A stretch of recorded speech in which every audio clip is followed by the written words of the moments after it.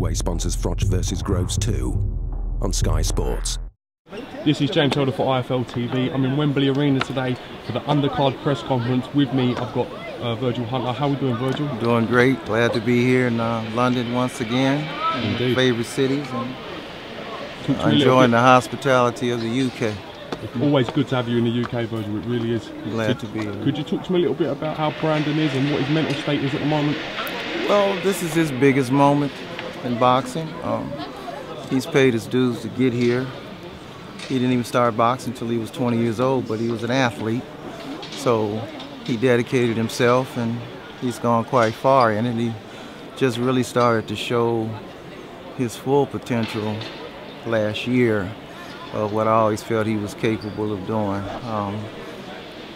When he fought Thomas Uthisen with 3 weeks notice, and I knew he had pretty much arrived at that point. So this is his biggest moment. This is what he's waited for, and I believe he's going to give a heck of a fight.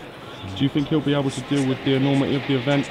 James DeGale fighting probably in front of 70 to 80,000 Brits screaming James DeGale's name. How do you think he'll handle that?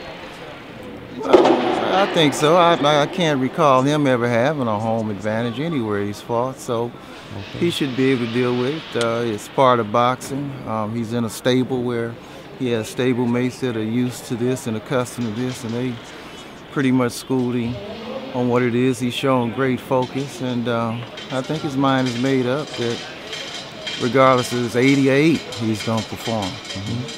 How confident is he of getting the victory come Saturday night going into this fight? He's very confident. He's capable of getting it. He's not here as an opponent, but at the same time, we can't underestimate DeGale. He's got pedigree. Started boxing at an early age. This is his moment also. So I think it's going to be quite apparent who wants it most. I think they'll shine. How highly do you rate James DeGale? I've always been high on him. I think he's an excellent boxer. From what I see, he's had his dilemmas and setbacks and some things he's had to overcome, but all boxers have. I think if I had to be concerned about anything during the rough times, his mental state wasn't as strong as it should have been. He got depressed and wanted to quit instead of persevering and really pushing through. So that was something that I took a look at. Maybe if it gets real tough for him, will that same attitude and mentality show up in the fight?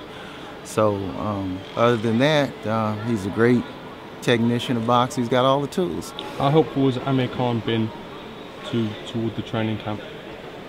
I'm sorry? How helpful has the likes of Amir Khan been for this training camp? You know what? Amir kept his word.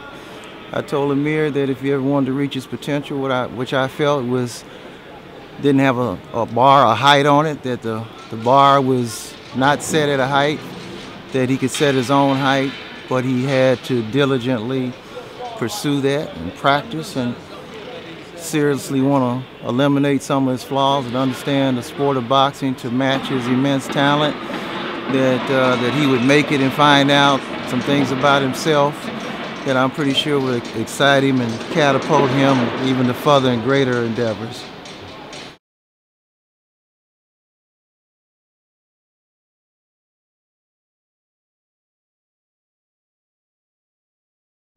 Betway sponsors Froch vs Groves 2 on Sky Sports.